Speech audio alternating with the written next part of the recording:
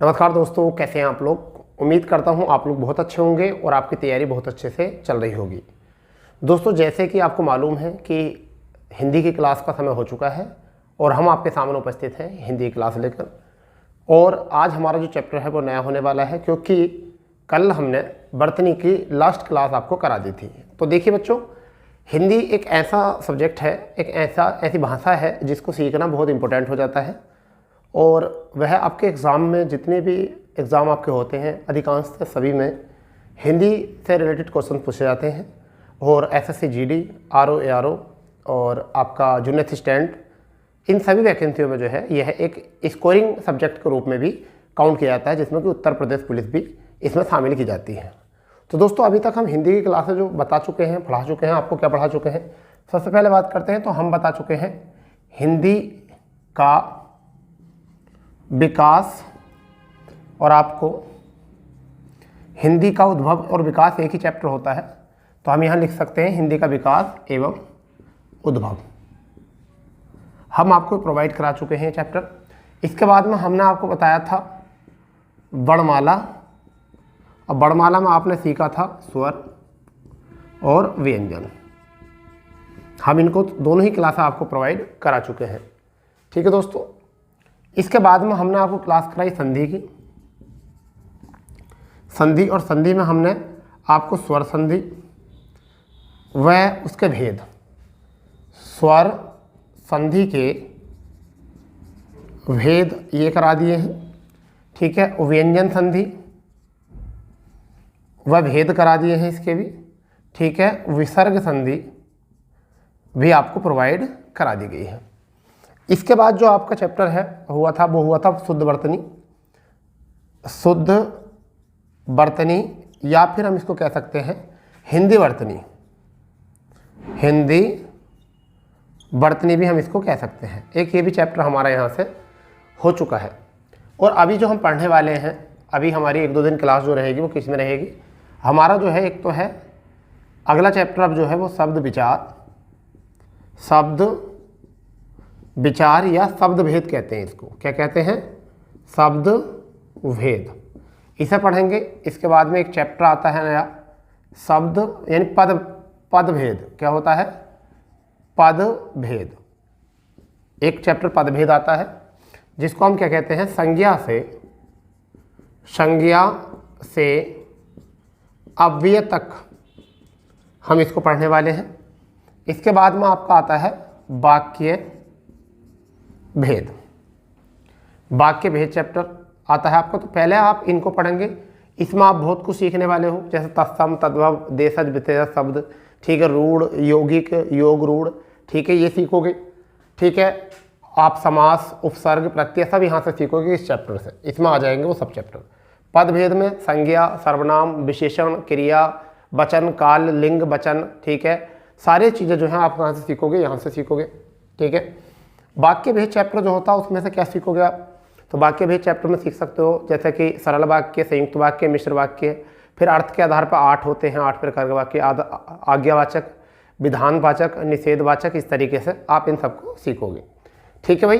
तो इन चैप्टरों पर काम करेंगे। जब ये सारे चैप्टर हो जाएंगे तो फिर हमारे क्या चलने वाले हैं तुम्हें पता है? पर्यायवाची विलोम, ये सब इसमें हो जाएंगे। वोकैब का चैप्टर यही है आपका, यानी कि आरओ और एआरओ की दृष्टि से ये चैप्टर भी बहुत इंपॉर्टेंट हो सकता है। जैसे कि आरओ एआरओ के हिसाब से जो है वर्तनी हमारा बहुत इंपॉर्टेंट चैप्टर हो रखा था, ठीक है। हमने वर्तनी 3 क्लासों में, 4 क्लासों में से 3 क्लास हुई थी हमारी, इसमें हम सीखे हैं। अब हम जो इस पे काम करने वाले हैं, तो आज जो हमारा चैप्टर है, तो उम्मीद कर रहा हूँ कि आपको समझ में आगे होगा कितना पढ़ा है हमने और आगे हम कितना पढ़ने वाले हैं, ठीक है। चलिए, तो चैप्टर का श्री गणेश करते हैं। और आज का चैप्टर जो है वो हमारा अब आगे जो है हमारा, अभी तक वर्तनी के बाद, क्योंकि वर्तनी पढ़ाता नहीं है कोई भी, तो वर्तनी के बाद जो अब हमारा चैप्टर है, उस चैप्टर का नाम है शब्द भेद। क्या चैप्टर का नाम है? शब्द भेद हम कह सकते हैं, या फिर इसको शब्द विचार कह सकते हैं। क्या कह सकते हैं?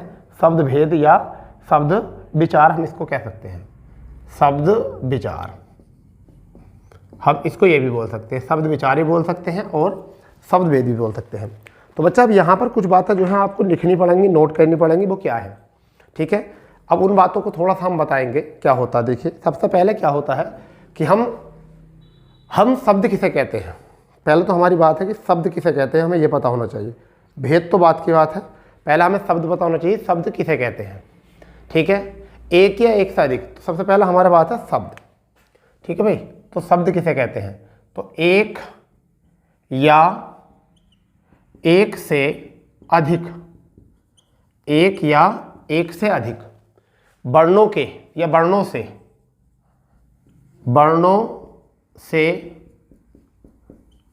निर्मित स्वतंत्र व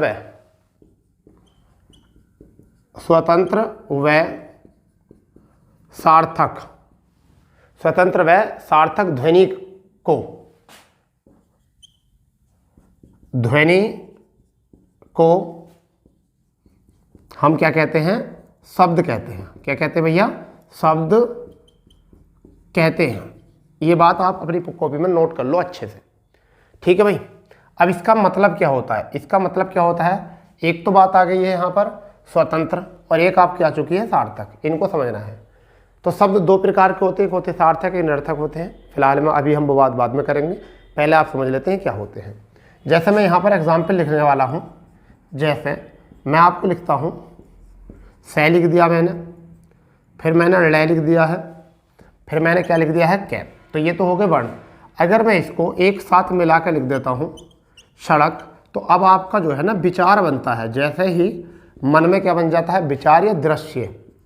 आपका मन में विचार या दृश्य बन जाता है। तो वही सार्थक शब्द होते हैं जिनका नाम सुनते जो है आपको प्रतिबिंब बन जाए, दृश्य बन जाए। जैसे मैंने सड़क बोला तो आपका ध्यान एकदम सड़क पर जाएगा।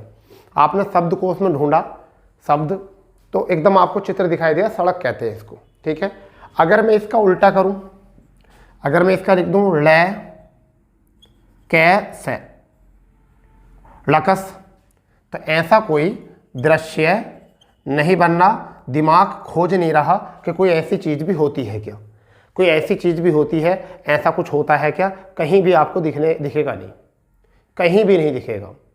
समझ गए नहीं? कहीं भी नहीं दिखेगा ऐसा, ना कोई प्रतिबिंब बन का आएगा, ना कुछ आएगा। इतनी बात समझ गए होगे आप। अब क्या होता है, इससे आगे क्या लिखेंगे हम? इससे हम लिखेंगे शब्द के प्रकार। शब्द के प्रकार कह सकते हो या शब्द के भेद कह सकते हो। तो शब्द के दो भेद होते हैं। शब्द के बच्चा कितने भेद होते हैं? दो भेद होते हैं। ठीक है, शब्द के दो भेद होते हैं। अब वो दो भेद कौन कौन से होते हैं? एक तो हमारा होता है सार्थक, एक तो हमारा क्या होता है? सार्थक, और एक होता है निरर्थक।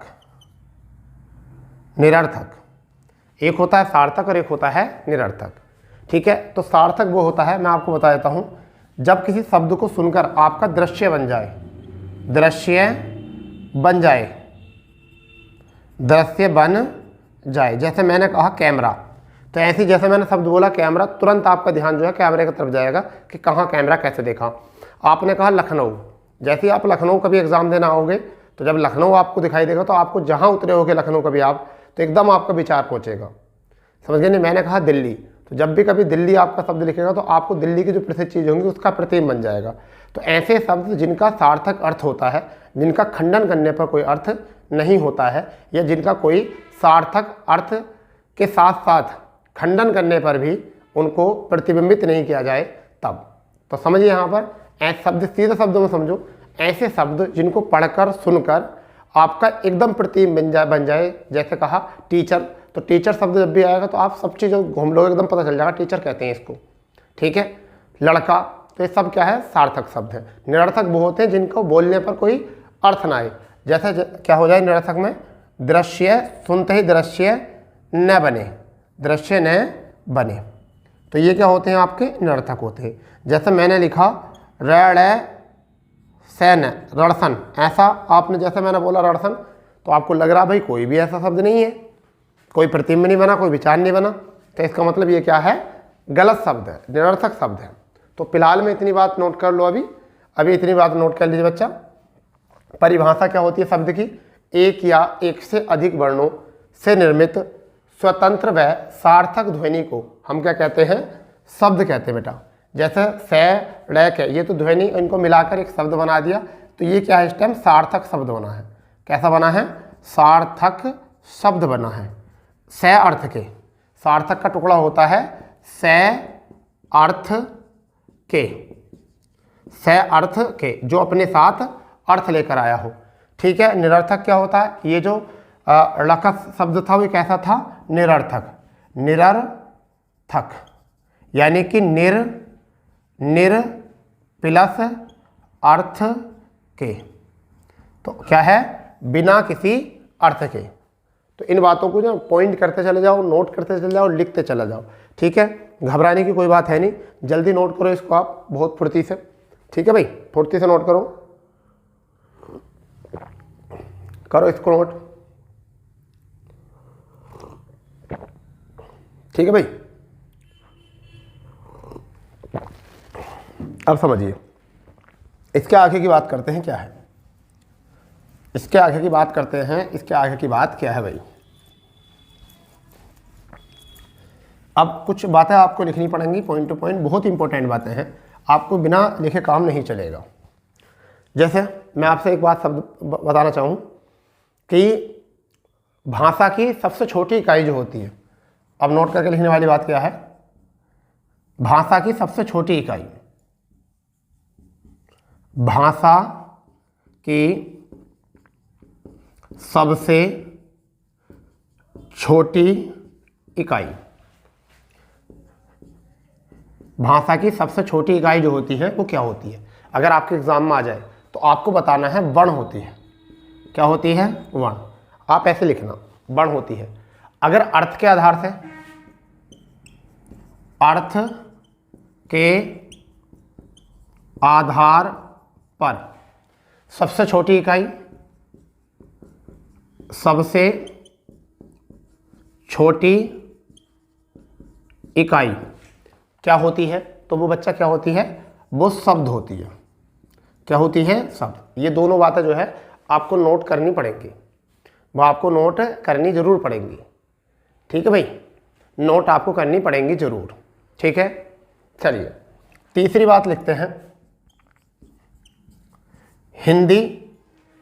ठीक है, हिंदी में शब्दों की संख्या, हिंदी में शब्दों की संख्या, हिंदी में शब्दों की संख्या लगभग, हिंदी में शब्दों की संख्या जो है लगभग 2 लाख है।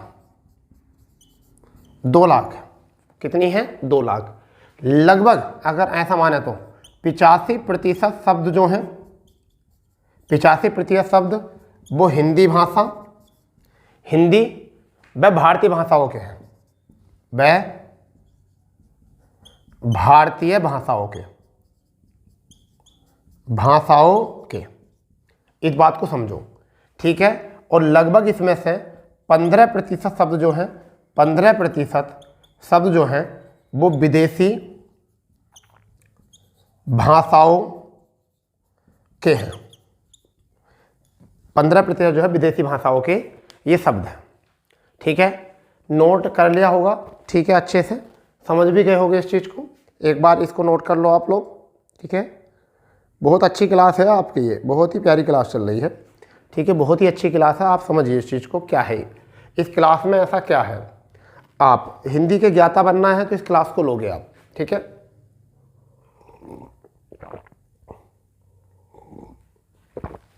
ठीक है भैया, नोट कर लिया होगा, एक बार समझ लेते हैं। भाषा की सबसे छोटी इकाई जो होती है बेटा वो वर्ण होती है। अर्थ के आधार पर सबसे छोटी इकाई शब्द होती है। ठीक है, हिंदी में शब्दों की संख्या लगभग वो है 2 लाख और 85% हिंदी व भारतीय भाषाओं के शब्द हैं, जबकि 15% शब्द जो हैं वो विदेशी भाषाओं के शब्द हैं, जो इसमें क्या करे हुए हैं, समाहित किए हुए हैं। क्या किए हुए हैं बेटा, समाहित किए हुए हैं।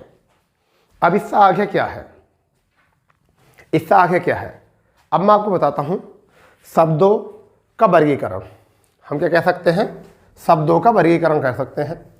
इसके बाद जो हमारी हेडिंग डालनी है आपको बच्चा, वो डालनी है शब्दों का वर्गीकरण। शब्दों का वर्गीकरण डालना बेटा, हेडिंग क्या डालना है, शब्दों का वर्गीकरण। शब्दों का वर्गीकरण। आप समझिए, वर्गीकरण आप करते होगे, आप वर्गीकरण करते होगे जरूर।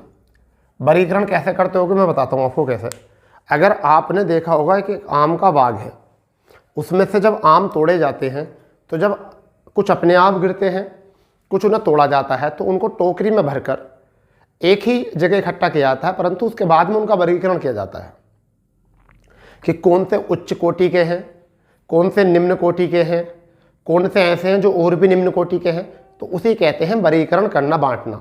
ऐसे शब्द जब 2 लाख हैं, शब्द कितने बेटा 2 लाख शब्द हैं, तो उनका वर्गीकरण भी तो करना पड़ेगा, उनका वर्गीकरण भी तो करना पड़ेगा। और वर्गीकरण जो किया जाता है वो किस आधार पर किया जाता है? 4 आधार पर किया जाता है। वो 4 आधार क्या है? वो 4 आधार क्या है वो समझना जरूर पड़ेगा आपको। वो 4 आधार क्या है? ठीक है, सबसे पहले हम इस बात को समझाएंगे 4 आधार क्या है। एक तो है आपका उत्पत्ति, हम इसे क्या लिख सकते हैं? उत्पत्ति लिख सकते हैं, स्रोत लिख सकते हैं। उत्पत्ति के आधार पर लिख सकते हैं, स्रोत के आधार पर लिख सकते हैं, उद्गम के आधार पर लिख सकते हैं, उद्गम के आधार पर लिख सकते हैं। उत्पत्ति, स्रोत, उद्गम या इतिहास। इतिहास के आधार पर हम ये लिख सकते हैं, उत्पत्ति के, स्रोत के, उद्गम के, इतिहास के आधार पर।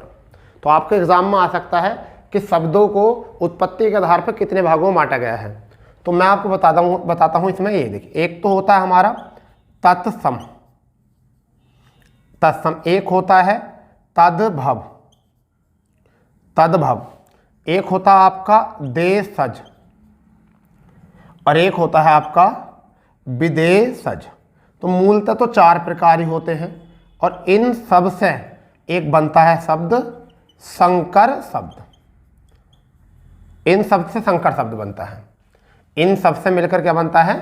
संकर शब्द बनता है। समझ लीजिए, उत्पत्ति का आधार, स्रोत का आधार, उद्गम का आधार, इतिहास का आधार अलग अलग नहीं होते, एक ही होते हैं इसको।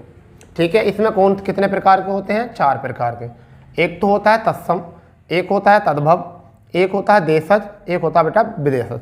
और इन सबसे मिलकर एक शब्द बनता है संकर, हाइब्रिड। संकर वो कहते हैं हाइब्रिड। जैसे हाइब्रिड प्रजाति सुना होगा, तो ऐसे ही हाइब्रिड 2 या 2 से अधिक भाषाओं के योग से जिस शब्द का निर्माण होता है उसको हम क्या कहते हैं? संकर शब्द कहते हैं बेटा। ठीक है, अब यहाँ पर बच्चा एक और समझेंगे। दूसरा जो है वो हमारा क्या है? व्युत्पत्ति। हम इसको लिख सकते हैं व्युत्पत्ति लिख सकते हैं, रचना लिख सकते हैं, रचना लिख सकते हैं, या फिर बनावट के आधार पर लिख सकते हैं। किसके पर? बनावट के आधार पर। बनावट के आधार पर भी हम इसको लिख सकते हैं। ठीक है भाई, बनावट के आधार पर भी हम इसको लिख सकते हैं, जरूरी है। इस पर जो होते हैं 3 प्रकार के होते हैं बेटा। कितने प्रकार के होते हैं? ये 3 प्रकार के होते हैं। जैसे वो 3 कौन कौन से होते हैं? एक आपका होता है रूढ़ शब्द, एक होता है आपका बेटा यौगिक शब्द, यौगिक शब्द। एक आपका होता है योग रूढ़ शब्द, एक क्या होता है? योग रूढ़ शब्द। तो दोनों को समझेंगे क्या होते हैं। व्युत्पत्ति के आधार पर, ठीक है, रचना के आधार पर, बनावट के आधार पर कितने होते हैं? 3 होते हैं। क्या होते हैं? रूढ़, यौगिक शब्द और योग रूढ़ शब्द। ठीक है, एक बार मैं क्लास देख लूँ जाकर कि क्लास आपकी ठीक चले, ऐसा तो नहीं कोई सी तरफ से स्लाइड कट रही हो। ठीक है, एक बार देख लेता हूँ। बिल्कुल ठीक है वैसे, है नहीं, कहीं से कट नहीं रहा। थोड़ा बहुत था नीचे विदेशी, वो चलो कवर हो जाएगा, इतना कवर हो जाएगा। ठीक है, भी देखना पड़ता है क्योंकि कई बार क्या होता है कि गड़बड़ हो जाती है क्लास में। ठीक है, तो अब क्या होता है?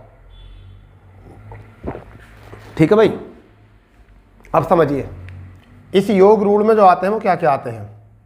उपसर्ग आते हैं इसी में, उपसर्ग इसमें आते हैं, प्रत्यय इसी में आते हैं, क्योंकि योग रूढ़ शब्द 3 प्रकार के होते हैं। और ये क्या होते हैं? समास, समास इसी में आते हैं। तो अब बेटा समझ गए कहाँ से पढ़ने उपसर्ग, कहाँ से पढ़ने प्रत्यय और कहाँ से पढ़ने समास।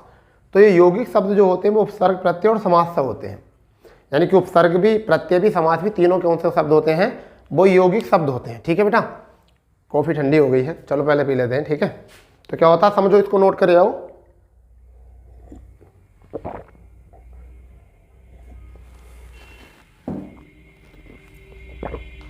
अब तीसरा प्रकार जो होता है बेटा क्या होता है, तीसरा प्रयोग होता है प्रयोग के आधार पर।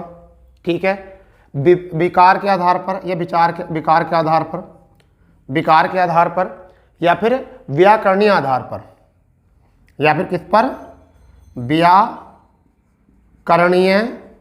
आधार पर, व्याकरणीय आधार पर। अब बेटा इस पे कितने होते हैं, इसमें जो होते हैं वो होते हैं आपके दो प्रकार के।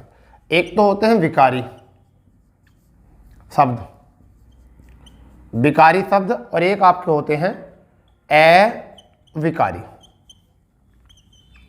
विकारी शब्द या अविकारी शब्द।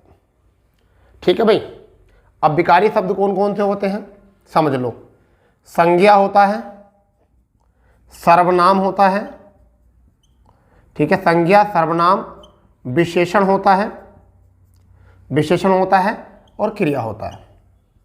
ठीक है भैया, क्रिया होता है। तो ये चार जो होते हैं वो विकारी शब्द होते हैं। ठीक है, वो कौन कौन से होते हैं मैं आपको बता रहा हूँ, संज्ञा, सर्वनाम, विशेषण, क्रिया। अविकारी शब्द जो होते हैं वो क्या होते हैं, अव्यय होते हैं। क्या होते हैं, अव्यय। और अव्यय कौन कौन से होते हैं, क्रिया, विशेषण, अव्यय। ठीक है, क्रिया, विशेषण, अव्यय। संबंध बोधक, संबंध बोधक, ठीक है, समुच्चय बोधक, समुच्चय बोधक, और विस्मय आदि बोधक, विस्मय आदि बोधक, ये होते हैं। ठीक है, चौथे नंबर पर जो होता है वो क्या होता है, वो होता है अर्थ के आधार पर, अर्थ के आधार पर। यहां भी कितने होते हैं, चार प्रकार के होते हैं। यहां जो होते हैं वो कितने प्रकार के होते हैं, दो प्रकार के। एग्जाम में सीधा सीधा क्वेश्चन पूछा जाएगा यहां से। चलो मैं चौथा नंबर यहां डाल देता हूं, मान लो ऐसा डाल देता हूं, रोमन गिनती डाल देता हूं, ये जैसा आपको पहचान हो जाए कि कौन सा क्या लिखा हुआ है। ठीक है बेटा, तो यहां से याद कर सकते हो आराम से। ठीक है, अब ये चार प्रकार में कौन कौन से होते हैं, ये तो दो प्रकार के, चार में कौन कौन से होते हैं इसको पता कर लो आप जरूर। एक तो होते हैं एकार्थी, कौन से होते हैं, एकार्थी। एक होते हैं अनेकार्थी, अनेक आर्थी। एक होते हैं समानार्थी, समानार्थी। एक होते हैं विपरीतार्थी। क्या होते हैं, विपरीत आर्थी। तो इस चीज को पहले समझो अच्छे से। कोई अगर स्क्रीनशॉट लेना चाह रहा है तो स्क्रीनशॉट ले लो, कोई अगर ऐसे ही लिखना चाह रहा है तो मैं एक बार बोलूंगा और आप उसे लिख लेना। ठीक है, अच्छे तरीके से। ठीक है भाई, अगर कोई ऐसा ही लिखना चाहता है तो वो लिख लेना, मैं बोल देता हूं। ठीक है, और किसी को लग रहा हो कि सर आप ऐसे ही बता दीजिए फिर हम उसके आगे बताते हैं, तो क्या देखिए समझिए, चीज़ें बहुत ही प्यारी हैं, ये बहुत ही अच्छी चीज़ें चल रही हैं आपकी क्लास में। क्या देखिए, शब्दों का वर्गीकरण चार प्रकार से किया जाता है। पहला उत्पत्ति के आधार पर, स्रोत के आधार पर, उद्गम के आधार पर, इतिहास के आधार पर। चार प्रकार के होते हैं। डायरेक्ट यहीं से भी क्वेश्चन पूछा जाता है। वो कौन कौन से होते हैं, तत्सम होते हैं, तद्भव होते हैं, देशज होते हैं, विदेशज होते हैं।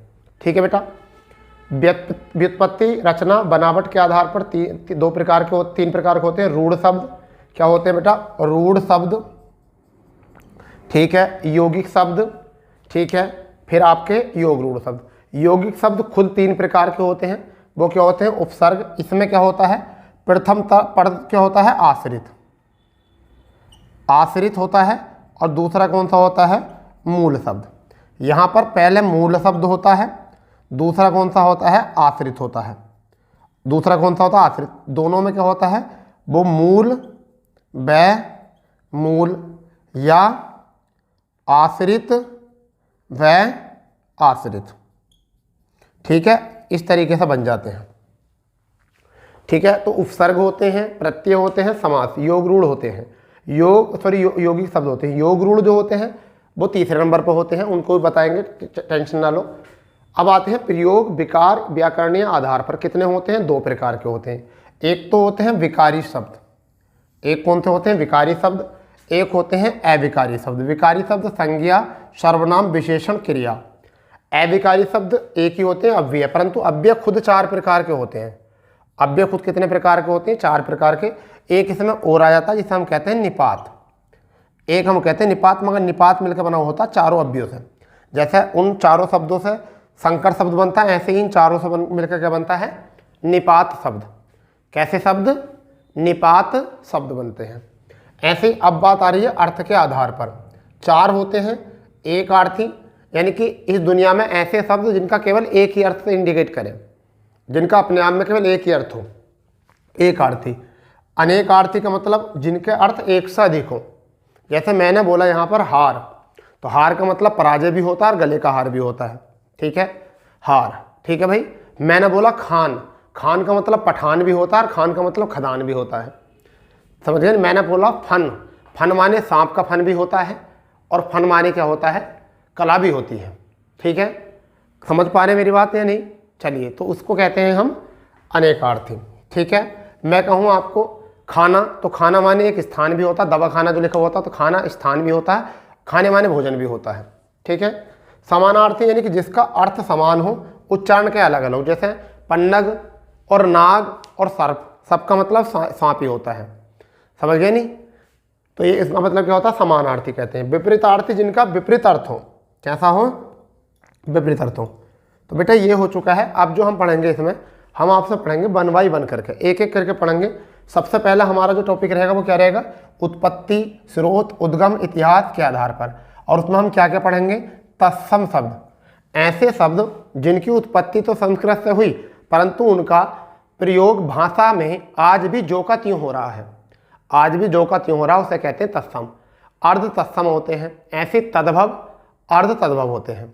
फिर देशज, तद्भव ऐसे शब्द जो स्थानीय भाषा या क्षेत्रीय प्रभाव के कारण जो है उन भाषाओं का उद्गम या कुछ परिवर्तन हुआ है, उन्हें क्या कहते हैं? तद्भव कहते हैं। देशज शब्द जिनकी उत्पत्ति का स्रोत पता ना हो, जो किसी स्थानीय क्षेत्र में ही उद्भव हुए हों और उनकी उत्पत्ति का स्रोत पता ना हो, उन्हें क्या कहते हैं? देशज। विदेशज जिनका उत्पत्ति का स्रोत भारत के बाहर हो। वो कौन से हो सकते हैं? फारसी शब्द हो सकते हैं, उर्दू शब्द हो सकते हैं, अरबी शब्द हो सकते हैं, तुर्की शब्द हो सकते हैं, पुर्तगाली शब्द हो सकते हैं, डच शब्द हो सकते हैं, चीनी शब्द हो सकते हैं। समझ गए नहीं? फ्रांसीसी शब्द हो सकते हैं, अंग्रेजी शब्द हो सकते हैं। तो उन सबको क्या कहेंगे हम? विदेशी शब्द कहेंगे। रूढ़ शब्द जिनका खंडन करने पर कोई अर्थ ना हो। अब व्युत्पत्ति रचना के आधार पर पढ़ेंगे फिर उसके बाद। तो रूढ़ शब्द जिनका खंडन करने पर, जैसा आलू, आलू में अभी तो अर्थ है कि एक सब्जी है और आ अलग कर दिया, लू अलग कर दिया, तो कोई शब्द मतलब नहीं है इसका यहाँ से। अगर मैं कहूँ दयालु, तो दया तो हो जाएगा, प्लस के आलू का कोई अर्थ नहीं है। हाथ, पैर, मुंह, कान, इनके खंडन करने पर कोई अर्थ नहीं करेगा, परंतु अभी इनका अर्थ है। हाथ का अभी हाथ का तो अर्थ है, परंतु बाद में इसके खंडन करने पर कोई अर्थ नहीं होगा। यौगिक शब्द वो होते हैं कि उपसर्ग होते हैं और प्रत्यय होते हैं और समास होते हैं। योग रूढ़ वो होते हैं जब 2 रूढ़ शब्दों को मिलाकर, यानी कि 2 रूढ़ शब्दों को मिलाकर, रूढ़, रूढ़ प्लस के रूढ़, इन 2 शब्दों को मिलाकर जब एक शब्द का विकास होता है तो हम उनको क्या कहते हैं? योग रूढ़ कहते हैं। ठीक है, प्रयोग या विकार या व्याकरणीय आधार पर हम बात करें तो 2 प्रकार के होते हैं, विकारी या अविकारी। तो विकारी वो शब्द होते हैं जिनका परिवर्तन किया जा सकता है, किस किस से? क्रिया से, लिंग से, वचन से, कारक से। लिंग, वचन, कारक के आधार पर जिनका प्रयोग या परिवर्तन किया जा सकता है, लिंग, वचन व कारक व काल की दृष्टि से जिनका वचन परिवर्तन किया जा सकता है, उसे हम क्या कहते हैं? विकारी शब्द कहते हैं। जैसे संज्ञा, सर्वनाम, विशेषण, क्रिया। समझ पा रहे होगे? अविकारी शब्द जो कभी अपना अर्थ ना बदले, यानी कि जो आपका कभी परिवर्तित नहीं होते, लिंग, वचन व कारक से कभी भी परिवर्तित नहीं होते, उन्हें हम क्या कहते हैं? अव्यय। जैसे वो कितने प्रकार के, 4 क्रिया विशेषण अव्यय, संबंध बोधक अव्यय, समुच्चय बोधक अव्यय, विस्मादि बोधक अव्यय, निपात शब्द। ठीक है, निपात इन सबसे मिला होता है। अर्थ के आधार पर 4 होते हैं, एकार्थी, एकार्थी, अनेकार्थी, समानार्थी, विपरीतार्थी। ठीक है दोस्तों, तो आज की क्लास यहाँ भी करते हैं, रोकते हैं। आप पहले इन चीज़ों को सीख लो, याद कर लो। कल की क्लास जो होगी हमारी वो तत्सम तद्भव से शुरू होगी, यानी कि उत्पत्ति, स्रोत, उद्गम, इतिहास के आधार पर, और हम समझने वाले हैं बहुत अच्छे तरीके से तत्सम तद्भव। और गारंटी लेता हूँ मैं कल को आपको एक ही क्लास में तत्सम तद्भव याद करा दूंगा। बिल्कुल जितने आपने लिख लिया, अगर आपने वो ट्रिक से बिल्कुल कि कैसे तत्सम का तद्भव बनाते हैं और तद्भव का तत्सम कैसा बनता, बिल्कुल ट्रिक के माध्यम से आपको सिखाने वाले हैं। जिस तरीके से आपको वर्तनी हमने ट्रिक के माध्यम से बताई है, जैसे वर्तनी क्लास आपको हमने ट्रिक के माध्यम से पढ़ाई है, अब आपकी कभी वर्तनी गलत नहीं होगी। इसी प्रकार से आपको हम तत्सम तद्भव बताने वाले हैं, देशज विदेशज बताने वाले हैं। और देशज विदेशज की तो बड़ी बेहतरीन ट्रिक है आपकी विदेशज शब्दों की, तो कि आप गजल याद कर करके शब्द याद कर लोगे। ठीक है बेटा, चलिए तो मिलते हैं कल अपने इसी समय पर, इसी प्लेटफॉर्म पर।